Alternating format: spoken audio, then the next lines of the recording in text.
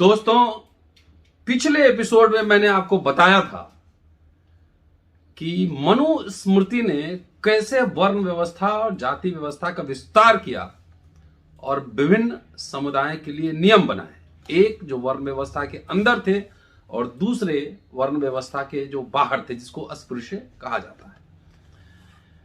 तो क्या आधुनिक भारत में जो व्यवस्था मनु ने बनाई थी वह जारी रहा? दोस्तों, रतनलाल बोल रहा हूं। काम की बात में आपका स्वागत है और पेश है अंबेडकर नामा। चलिए, डॉक्टर अंबेडकर क्या कहते हैं? क्या मनुस्मृति में जो व्यवस्था है उसका प्रतिरूप आधुनिक भारत में मौजूद है? यह सवाल पूर्णतया उचित है और कहते हैं कि मुझे यहां स्पष्ट करना है कि अस्पृश्यों पे जो अत्याचार होते हैं, हिंदुओं की जो अराजकता है, एनार्की है, उसके लिए मनुस्मृति ही जिम्मेदार है। क्या लिखते हैं कि मनु के प्राचीन सामाजिक विभाजनों के प्रतिरूप का अभाव आधुनिक काल में नहीं है। उन प्राचीन विभाजनों के आधुनिक प्रतिरूप, जो आधुनिक प्रतिनिधि हैं, वह हैं हिंदू और अस्पृश्य। चातुर्वर्ण में मनु ने जिन लोगों को शामिल किया, उनका प्रतिरूप आधुनिक हिंदू मिश्रित वर्ग है। जिन्हें मनु ने बाहर किया, चतुर्वर्ण से बाहर कहा, वह वर्तमान अस्पृश्य यानी अनटचेबल है। चतुर्वर्ण में शामिल चारों वर्णों ब्राह्मण, क्षत्रिय, वैश्य, शूद्र के बीच विभाजन रेखा आधुनिक काल में कुछ धुंधली पड़ गई है और वे कुछ हद तक आपस में घुलने मिलने लगे हैं। लेकिन चतुर्वर्ण के भीतर वालों और बाहर वालों के बीच जो विभाजन रेखा मनु ने खींची थी अस्पृश्यों को लेकर, कह रहे हैं, वो आज भी बदस्तूर जारी है। यही वो रेखा है जो हिंदुओं को अस्पृश्यों से अलग करती है। यह एक बात तो स्पष्ट है कि प्राचीन विभाजन छन कर आधुनिक काल में आ गए हैं। परिवर्तन केवल नामों का है, माइंडसेट तो वही है। आगे लिखते हैं कि मनु के बाह्यों के लिए, बाहरी के लिए जो व्यवस्था की है, क्या उसका कोई प्रतिरूप हिंदुओं और अस्पृश्यों के सामाजिक संबंधों में मौजूद है? यह सोचने की बात है। जिन्हें इनके बारे में संशय है, उनके बारे में डॉक्टर अंबेडकर ने यहां दो उदाहरण प्रस्तुत किया है कि किस तरीके से हिंसा होती, किस तरह से मनुस्मृति जिंदा है। और दो उदाहरण देखिए। पहला उदाहरण दिसंबर 1930 का मद्रास के रामनाड का है और वहां पर कल्लार जाति, कल्लार अब अभी ओबीसी में होगी, कल्लार जाति, वो 8 प्रतिबंधों का फतवा दिया था अस्पृश्यों के खिलाफ। उनकी अवहेलना के कारण अस्पृश्यों के खिलाफ हिंसा का प्रयोग किया गया। अस्पृश्यों की झोपड़ियों में आग लगा दी गई और उनके अन्न भंडारों तथा संपत्ति को नष्ट कर दिया गया। उनके मवेशी लूट लिए गए और ये मद्रास प्रेसिडेंसी की घटना है। और जो 8 प्रतिबंध लगाए गए थे, जरा सुनिए वो क्या क्या थे। पहला, आदि द्रविड़ों की स्त्रियां सोने और चांदी के जेवर नहीं पहनेंगी। दूसरा, उनके मर्द अपने घुटने से नीचे और कुल्हे से ऊपर वस्त्र धारण नहीं करेंगे। 3, उनके मर्द कोट, कमीज या बनियान नहीं पहनेंगे। 4, कोई भी आदि द्रविड़ अपने बाल नहीं कटवाएगा। 5, आदि द्रविड़ अपने घरों में मिट्टी के बर्तन ही इस्तेमाल करेंगे। 6, उनकी स्त्रियां शरीर के ऊपरी भाग को वस्त्रों से नहीं ढकेंगी। 7, उनकी स्त्रियां पुष्पों या केसर के उबटन का इस्तेमाल नहीं करेंगी। 8, मर्द लोग न तो धूप और वर्षा से बचने के लिए छाते का इस्तेमाल करेंगे और न ही चप्पल पहनेंगे। ये 8 प्रतिबंध कल्लारों ने अस्पृश्यों पर लगाए थे। जून 1931 में जब विचारहीन अस्पृश्य जातियों ने इन 8 प्रतिबंधों को मानने से इनकार कर दिया और सही ढंग से पालन नहीं किया, तो कल्लार एक बार फिर एकत्रित हुए, एक बार फिर उनकी मीटिंग हुई और इस बार 11 नए प्रतिबंध उन पे थोपे गए। और यह जो 11 नए प्रतिबंध लगाए गए वे वैसे प्रतिबंध थे जो पिछले 8 प्रतिबंधों को भी मात दे दे। इन प्रतिबंधों को लागू करने के प्रयास में हिंसा भी भड़की। वो 11 कौन से प्रतिबंध थे? 11 और 8 19 प्रतिबंध टोटल हुए। तो 11 प्रतिबंध जो है वो जरा सुनिए किस किस तरह के प्रतिबंध थे। पहला, आदि द्रविड़ और देवेंद्र कुल विल्लार अपने घुटनों से नीचे वस्त्र धारण नहीं करेंगे। दूसरा, उपयुक्त दलित वर्गों के पुरुष और स्त्रियां सोने के जेवर नहीं पहनेंगे। 3, स्त्रियां केवल मिट्टी के बर्तनों से ही पानी ले पाएंगी, तांबे या पीतल के बर्तन नहीं। पानी केवल बर्तनों को ढोने के पानी वाले बर्तनों को ढोने के लिए वे केवल पुआल का इस्तेमाल करेंगी, कपड़े का इस्तेमाल नहीं करेंगी। 4, उनके बच्चे नहीं पढ़ेंगे और न ही साक्षर होंगे और न शिक्षा प्राप्त करेंगे। 5, बच्चे केवल मिरासदारों के मवेशी चराएंगे। 6, उनके पुरुष और स्त्रियां अपनी अपनी पन्नाइयों में मिसारदारों के गुलामों के रूप में काम करेंगे, गुलाम के रूप में काम करेंगे अपने मालिकों का। 7, वे मिरासदारों से भूमि वरण या पट्टे पर लेकर खेती नहीं करेंगे, जमींदारों से खेती लेकर नहीं करेंगे। 8, उन्हें गांव के मिरासदारों की अपनी जमीन बहुत ही सस्ते दाम में बेच देनी होगी और यदि वे वैसा नहीं करेंगे तो उन्हें भूमि की सिंचाई के लिए पानी नहीं दिया जाएगा। यदि वर्षा के जल से कोई चीज भी उगाई जाएगी तो उस फसल को लूट लिया जाएगा। 8 प्रतिबंध। 9, उन्हें सुबह 7 बजे से शाम 6 बजे तक मिरासदारों के यहां कुली का काम करना पड़ेगा और उसके लिए मर्दों को 4 आने और स्त्रियों को 2 आने प्रतिदिन मजदूरी दी जाएगी। 10, ये जातियां अपने विवाह आदि के अवसर पर भारतीय संगीत, मेलम आदि का इस्तेमाल नहीं करेंगी। और 11, विवाह में थाली सूत्र बांधने से पूर्व घुड़चरी की अपनी रस्म उन्हें बंद करनी होगी। उन्हें शादी के जुलूस में पालकी के रूप में अपने घरों के दरवाजे का ही इस्तेमाल करना होगा। किसी भी प्रयोजन के लिए वे वाहन का इस्तेमाल नहीं करेंगे। तो ये था रामनाट के हिंदुओं का अस्पृश्यों पर जो लागू किया गया था प्रतिबंध, उसकी तुलना मनुस्मृति में जिस प्रतिबंध की बात की गई है अगर करेंगे तो दोनों में समानता दिखाई देगा। और आज भी घुड़चरी एक मुद्दा है, अच्छे कपड़ा पहनना एक मुद्दा है, भाषा बोलना एक मुद्दा है और उसके कारण कई तनाव, मैं निजी अनुभव से भी कह सकता हूं, वो तनाव बढ़ते रहने दीजिए। आपके एटीट्यूड में बदलाव नहीं आना चाहिए। ठीक है, वो कह रहे हैं, डॉक्टर अंबेडकर लिखते हैं कि अस्पृश्यों के लिए मनु की व्यवस्थाओं और 1931 में कल्लारों द्वारा अस्पृश्यों पर थोपी गई शर्तों में क्या कोई अंतर है? इस प्रमाण के बाद कोई संदेह नहीं रह जाता कि अहिंदू को जो अधर्म प्रतीत होता है वही काम हिंदू कर रहा है। उसके बावजूद वह अस्पृश्य से कह रहा है कि वह मनु द्वारा प्रतिपादित धर्म का पालन करे।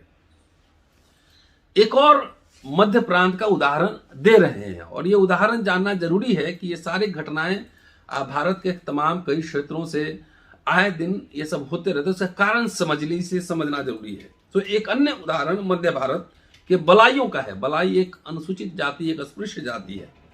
सो बलाई लोग अस्पृश्य जाति के हैं। 1927 के आसपास बलाइयों ने अपनी जाति के समाज सुधार का अभियान चलाया था और उस बारे में कुछ नियम बनाए थे।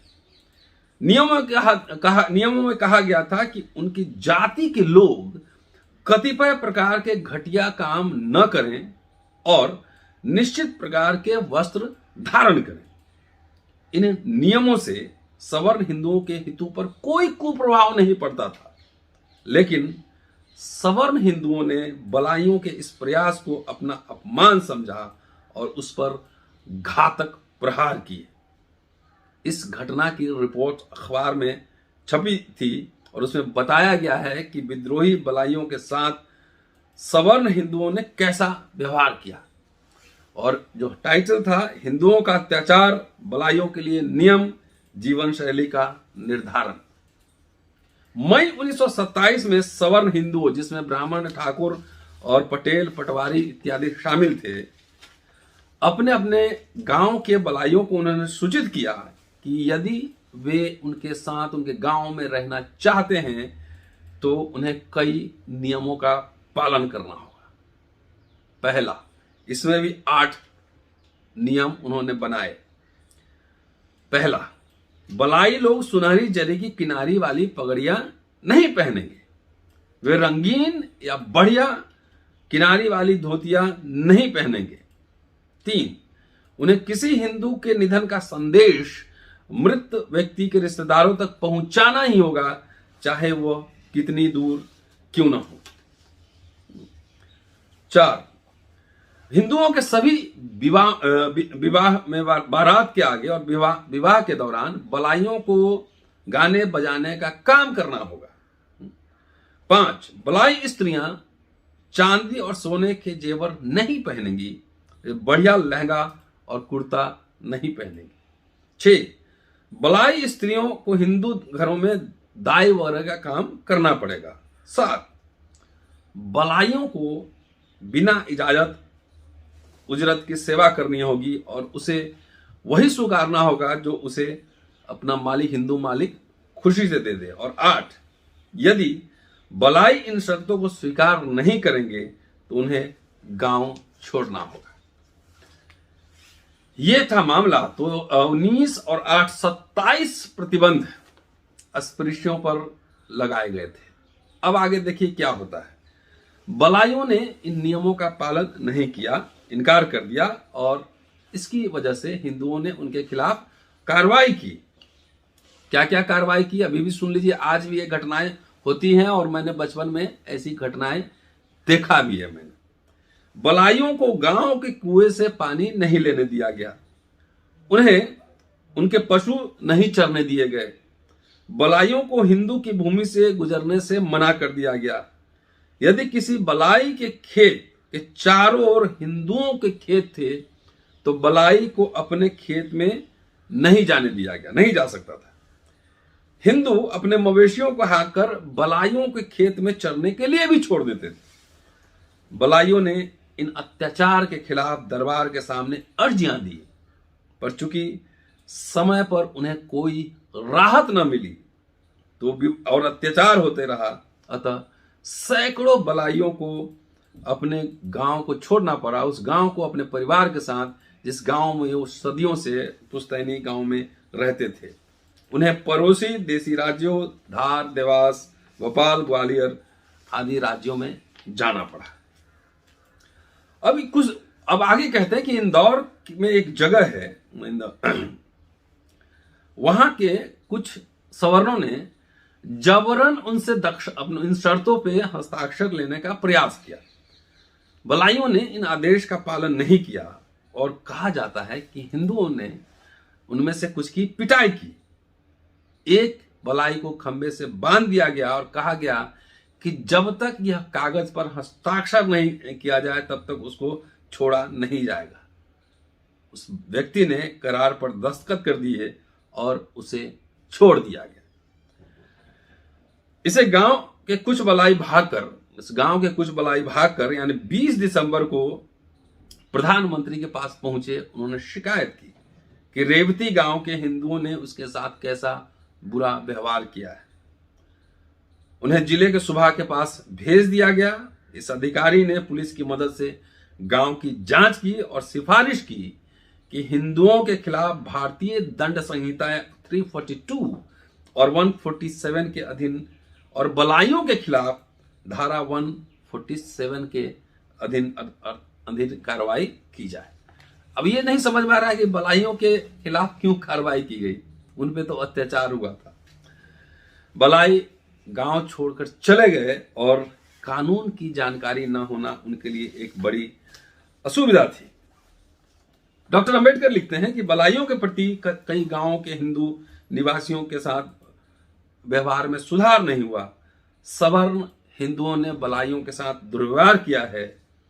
इंदौर जिले में अकेले दोपालपुर परगने से ही बलाइयों को काफी संख्या में अपने घर छोड़ने पड़े और अन्य राज्यों में शरण लेनी पड़ी।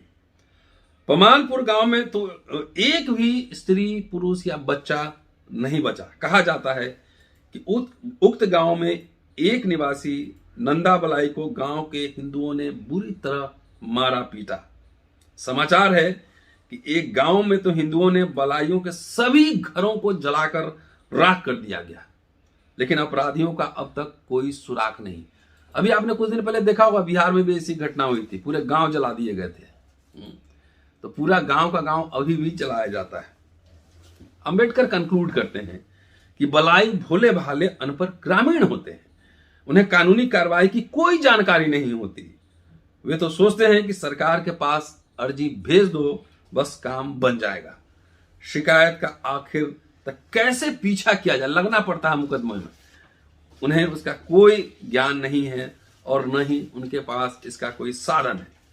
कहा जाता है कि कुछ मामलों में चूंकि उन्होंने अपने आरोपों के समर्थन में गवाह पेश नहीं किए, अतः मजिस्ट्रेट को उनके केस को खारिज करने के अलावा कोई चारा नहीं था।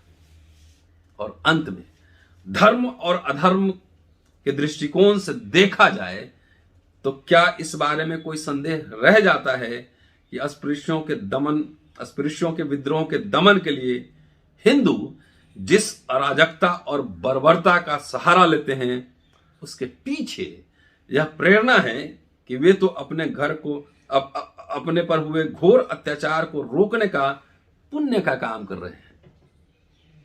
मतलब अगर अस्पृश्य अपने जीवन में सुधार कर रहा है तो इससे सवर्ण लोग इसको घोर अत्याचार समझते हैं। आज भी यह बदस्तूर जारी है। शुक्रिया, कीप वॉचिंग, शेयरिंग अम्बेडकरनामा, और ज्यादा से ज्यादा शेयर कीजिए, ज्यादा से ज्यादा लोगों को पहुंचाइए, क्योंकि यह प्रमाणिक स्रोत पर आधारित है। और जो मैंने बात कही है, वॉल्यूम 10 हिंदी का 176 से लेकर 182 पेज पर जाइए, वहां ये जानकारी आपको मिलेगी। शुक्रिया, देखते रहिए अम्बेडकरनामा और शेयर करते रहिए। फिर मुलाकात होती है अगले एपिसोड में। जय भीम।